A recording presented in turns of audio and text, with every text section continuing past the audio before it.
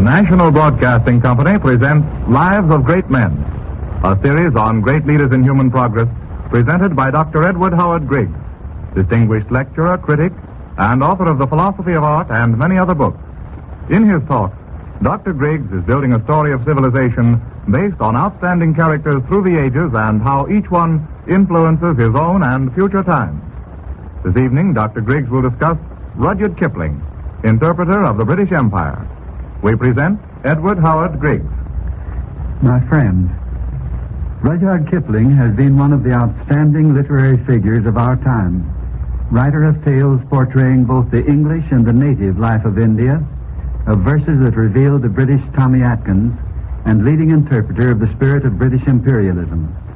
Almost forgotten in our absorption in vast changes since the World War, Kipling's recent death and now published autobiography have wakened fresh interest in him and in his delightful books.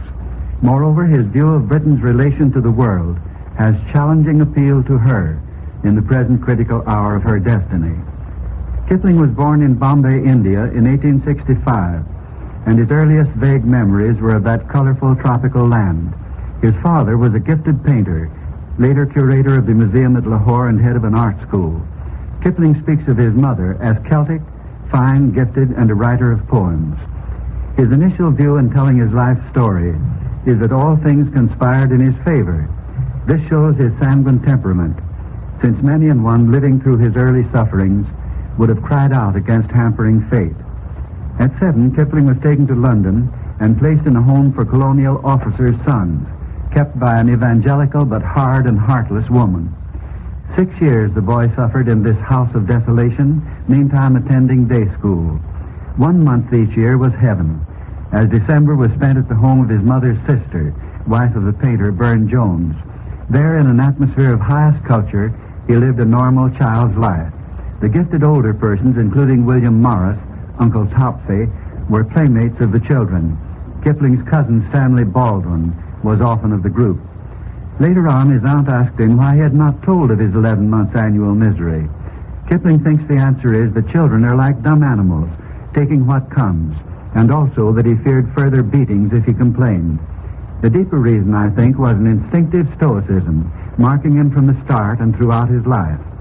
His mother came home for a visit and quickly discovered the situation, for as she stooped to kiss her boy, he threw up his arm to ward off the expected blow. The next period was 4 years of schooling at the far end of England, Kipling and his sister living in a home of culture with 3 dear old ladies. The school's brutalities he later exploited in Stalky and Company. Nevertheless, he thinks the school years were of great value, particularly in training precision in writing and in opening to him the world of literature. He came upon Browning's Men and Women and was fascinated by the character portrayals, noting particularly the parallel of his early life and that of Fra Lippo Lippi. In both cases, the experience of the artist fitted him to portray the world as he saw it. At 17, he was offered the place of associate editor on an English newspaper in India, and eagerly accepting, returned to his native land. The work was fiercely demanding, extending to 16 hours a day. He experienced all the miseries of tropical heat and diseases, but stuck doggedly to his task. Kipling attributes to Walter Besant's All in the Garden Fair the inspiration to write of common things, observable in the world immediately about him. So began the plain tales from the hills and departmental ditties, published in several papers and periodicals.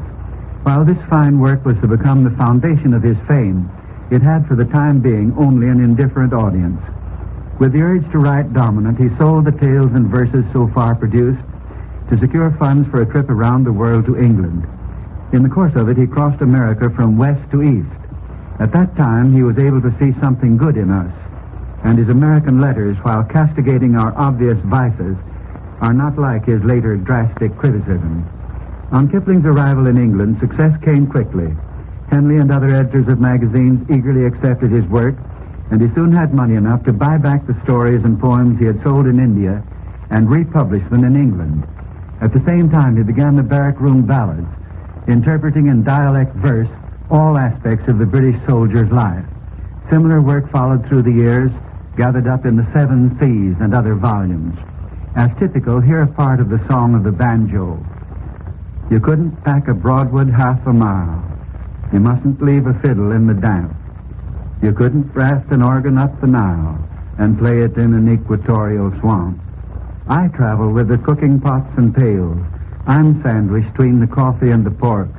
And when the dusty column checks and tails, you should hear me spur the rear guard to a walk with my pilly, willy, winky, winky, pop. Oh, it's any tune that comes into my head, so I keep 'em moving forward till they drop.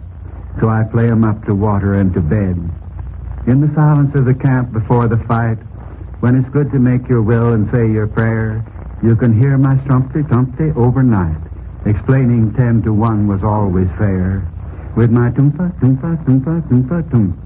In the desert where the dung-fed camp smoke curled, there was never a voice before us till I led our lonely chorus, I, the war drum of the white man round the world. Kipling has caught the very music of the banjo. His feeling for meter was one of his finest poetic gifts. An illness led to Kipling's tour in Italy. Thence he went to visit the British Dominions, South Africa, Australia, and New Zealand, returning to India in company of General Booth of the Salvation Army, and then home to England. Kipling married an American girl at 27 and started with his wife on another world tour. He crossed our continent, got as far as Yokohama, when his bank's failure forced him to turn back. He went to the home of his wife's relatives in Vermont, living for a time in a small cottage near them. Success came quickly again as he developed a new field with the charming Jungle books, which with other stories added innumerable children to his wide audience. His Captain's Courageous, born of visits to Gloucester, Massachusetts, and attendance at the annual memorial service for fishermen lost at sea, has recently been made into an outstandingly great moving picture. American publishers begged for his books. Our public eagerly bought them, and he was able to build a beautiful Nalaka intended as a permanent home. He did not like his neighbors, however, and came to detest our conglomerate population, both native and immigrant. Our political chicanery and exploitation at that time of ignorant labor disgusted him. His most drastic comment on us occurs toward the close of his autobiography, in narrating a trip of continuous ovations in a private car furnished by the head of the Canadian Pacific Railway across Canada, taken because he had been told that Canada was coming out of its spiritual and material subjection to the United States. Contrasting the two peoples, he remarks, always the marvel to which the Canadians seemed insensible was that on one side of an imaginary line should be safety, law, honor, and obedience, and on the other, frank, brutal decivilization, and that despite this, Canada should be impressed by any aspect whatever of the United States. The autobiography does not mention the more pungent reason for his dislike, the long unjust quarrel inflicted on him by one of his wife's relatives, which, however, was more than sufficiently exploited in the press at the time.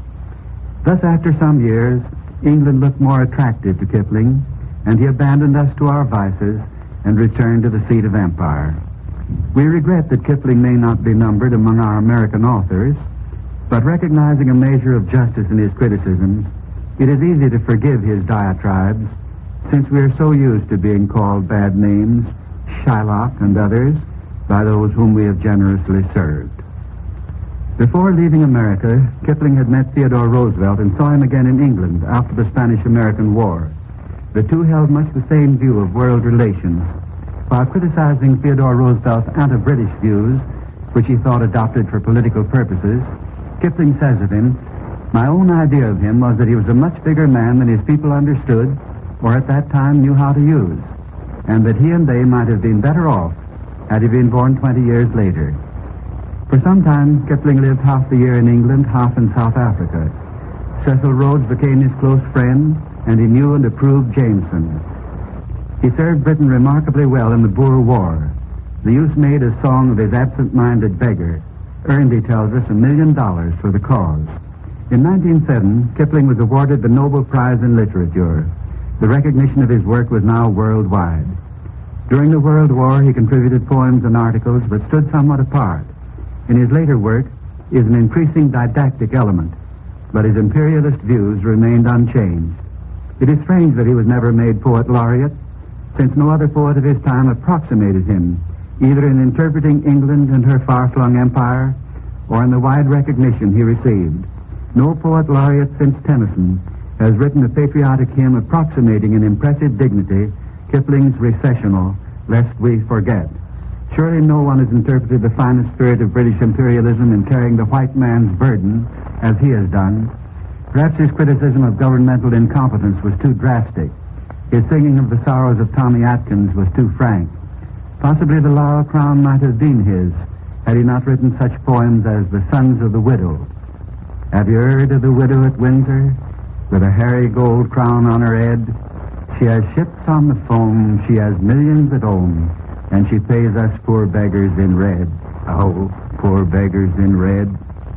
Then here's to the widow at Windsor, and here's to the stores and the guns, the men and the horses, what makes up the forces of Mrs. Victoria's son. Poor beggars, Victoria's son. Walk wide of the widow at Windsor, for half a creation she owns. We have bought her the same with the sword and the flame, and we've salted it down with our bones. Poor beggars, it's blue with our bones. Hands off of the sons of the widow. Hands off of the goods in her shop. For the kings must come down and the emperors frown when the widow at Windsor says stop. Poor beggars, we're sent to say stop. We have heard of the widow at Windsor. It's safest to let her alone. For her centuries we stand by the sea and the land wherever the bugles are blown. Then here's to the sons of the widow, wherever, however they roam. Here's all they desire, and if they require a speedy return to their own. Poor beggars, they'll never see home. Has there ever been written another poem as effective as this one in the cause of peace? The Recessional must be regarded as the crown of Kipling's work. While written as a sort of protest at the time of Queen Victoria's second jubilee, it gives just the appeal and warning all English-speaking peoples need at the present dark hour.